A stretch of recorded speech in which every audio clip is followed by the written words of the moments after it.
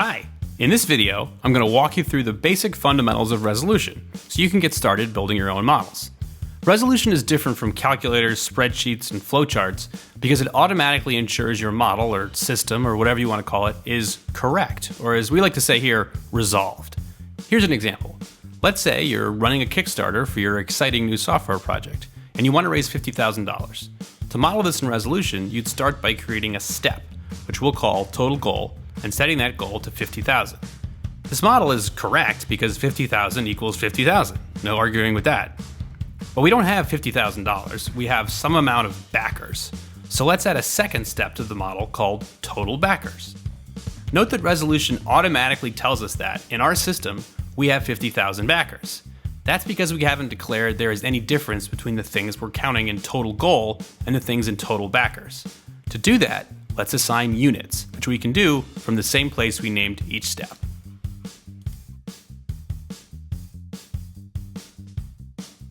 Now, while none of the numbers changed when we did this, note that new thing in between our two steps. It's called a conversion, and you'll see one of those whenever you go from one unit to another. A conversion tells you the relationship between two steps. In this example, that means the relationship between a person who backs the project and the amount of money we have towards our goal. In other words, it's the price. You can name a conversion by clicking on it and providing a name in the sidebar that opens. You can also set it to display as a percentage, a ratio, or a multiplier. We'll set this one to a multiplier, hence the little x. The price of this Kickstarter is not $1, so while our model is resolved, it doesn't sufficiently reflect reality. Instead, let's assume we get about $50 from each backer and update our model accordingly by clicking on the conversion and assigning a value of 50x. When you change the price to $50, something has to give. You can either get more money, fewer backers, or some combination of the two. By default, resolution simply splits the difference. The green border indicates a proposed increase to the total goal step, and the red border indicates a smaller proposed decrease to the total backer step. Once again, this isn't reflective of our situation just yet, but at least the math adds up. For now, click the green checkmark to accept the proposed changes. If you look at the price conversion now, you'll notice that it's shaded and it has a little lock icon in the corner.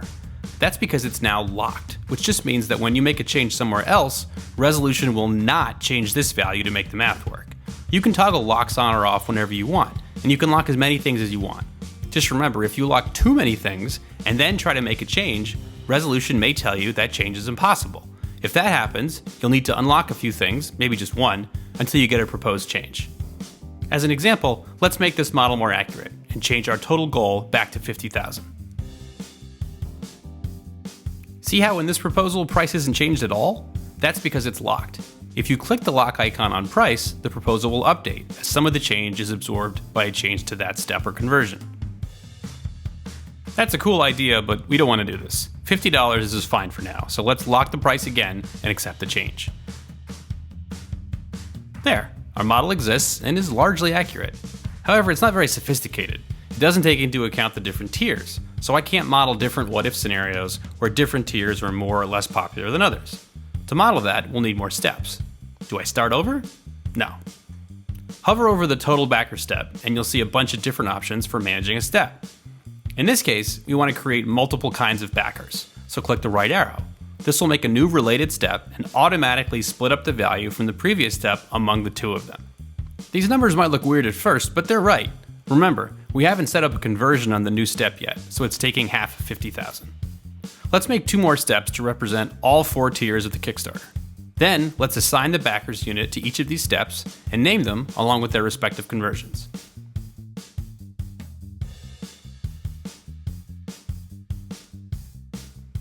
Now it's time to set the correct conversions. Doing so will probably create some weird values for our backer steps, but don't worry about that. We're going to fix it in a minute. First though, let's add some more detail to our model. Right now, there's no step to represent the amount of money we get from each group of backers. That's fine, the math still works. But if we have a step to represent those values, we can lock and adjust them. So click on the up arrow on each backer step to create 4 new steps, one level up. It'll look like this. Then we'll label them all as tier revenue and assign them all the unit of dollars, the same unit we use for the goal. Now we can either set the number of backers and see the amount of revenue we get as a result, Or we can set the amount of revenue we want and get a required number of backers, or any combination of the two. If we unlock the prices, we can see how those would change as well. However, sometimes when you're distributing a value this way, it's easier to set values as a percentage instead of a specific number. To do this in Resolution, click on a step and change the value type setting to percentage. Now you can change the step by putting in a percentage. So let's assign some different percentage expectations for each tier of revenue and see how that affects our backer requirements.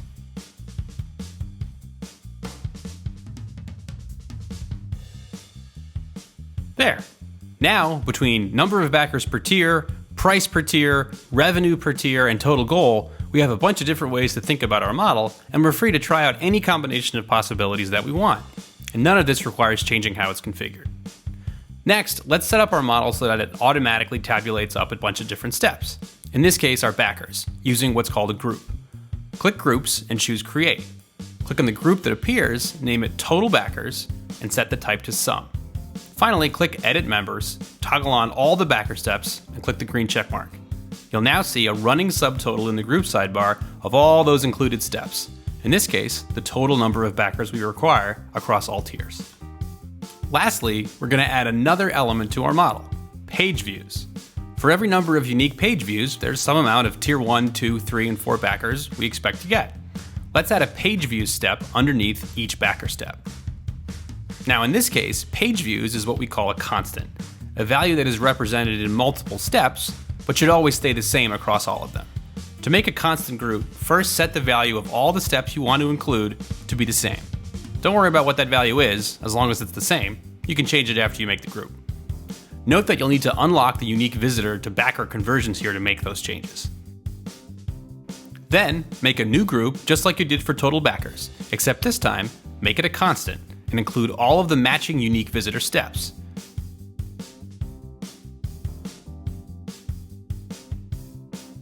Now, when you change one instance of the constant, let's say to 20,000, all members of the group change with it. For this use of constants, it probably makes the most sense to set our conversions to be percentages. Then we can assign what percentage of visitors will become backers in each tier. We'll also name them. Constants are a pretty advanced feature and very new, so you'll need to be careful how you use them. In this case, for instance, it's up to you to make sure you set accurate conversions. It's possible you could set up rates that are greater than 100, for instance, when they're all added up.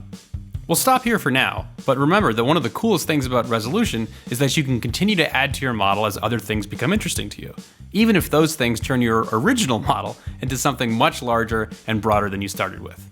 Get creative!